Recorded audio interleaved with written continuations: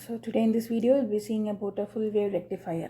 Before going into the topic, we'll just see what is the need of rectifier.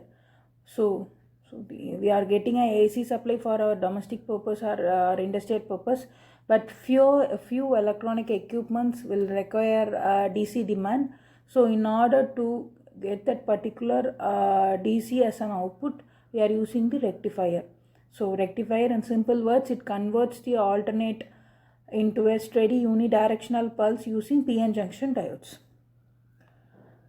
Okay, we already discussed before going into full wave rectifier. Before full wave rectifier was taking into consideration, half wave rectifier was there, but in case of half wave rectifier, only in positive cycle we will be receiving the current. In case of negative, we will not be receiving any current. Because of that, the efficiency was very low. So coming to overcome this particular disadvantage, we have placed the full wave rectifier into our application. So this is the diagram of a full wave rectifier. In full wave rectifier, first we will be having a raw AC input as a source. We are using a central tapped transformer. So it is a heavy iron core which will act as which has a common ground. So the central tapped transformer, the main advantage is that it steps the voltage down and provides a split secondary winding with a common ground. Next we will be having a two PN junction diode which will be acting on alternating one wave gates. Then we are having a filter. The main purpose of filter is that we are using a capacitor as a filter over here. So the capacitor sitting in parallel which will make ready to smooth the output. Resistor is there in order to measure the output, and the final destination for the DC current will be our load resistor. Coming into our what is the purpose of using central tapped transformer. The central tapped transformer which has a common ground, so the number of windings is being split into two halves. Each half will have same number of windings. In positive, the split personality in the secondary winding is divided precisely into half. Because of that, when top terminal swings positive, the bottom terminal simultaneously swings to negative, and vice versa. The central tap ensures a constant zero voltage reference, creating a two distinct out of phase voltage source from the single magnitude core. This is the main advantage of using the central tap.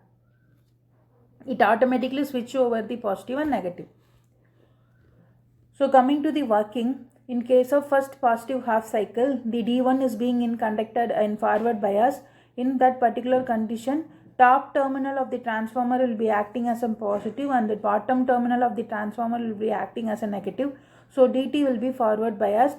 So the output will be being obtained in the row transistor after using the smoothing filter. In phase 2, we will be having the negative cycle. So in that negative part, the bottom terminal will be acting as a positive and the top terminal will be acting as a negative as it swings automatically. So D1 will be for reverse bias, which will be in off state, and D2 will be forward bias, which will be in the conducting stage. So the output will be looking like this. The AC input is being given as an input. The forward full wave rectifier output, unfiltered output will be having a continuous half cycle of waveform. After having a filtered output, it is somewhat the output is near to the constant DT. It is not particularly stable. The ripple component will be somehow the frequency of 2f. Coming to the performance dashboard, the efficiency is somewhat high compared to the half wave rectifier. The half wave rectifier efficiency is achieved theoretically around 40.6%, but practically around 30 to 35% only. So the maximum theoretical efficiency which can be obtained using the full wave rectifier is around 81.2%. The ripple factor is very low when compared to our half wave rectifier. The half wave rectifier will be having around 1.21 of ripple factor. But the drastic improvement of using full wave is that it has only 0.483 of the ripple factor value. and then the output average is around 0.637 into the VM. Since both the half-wave cycles deliver twice the average of voltage of half-wave rectifier, and then peak inverse voltage is around 2 times of the VM, and the transformer utilization factor is better than half-wave rectifier. Half-wave rectifier has only 28.7% of utilization, but here we are having 69.3% of the utilization. Form factor, we are somewhat nearing to our normal form factor of 1.11 and peak factor of 1.414. Next comes our application. The full wave rectifier we are being commonly used in high field auto amplifiers, where the stereo power amplifiers rely on the central tapped uniquely ability to generate systematic symmetric split supplies, and legacy radio systems and low voltage power supplies. So powers in low voltage power supply will be able to use the full wave rectifier, but half wave rectifier cannot be used.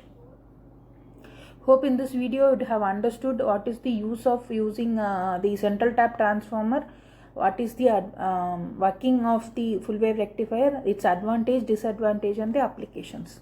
Thank you.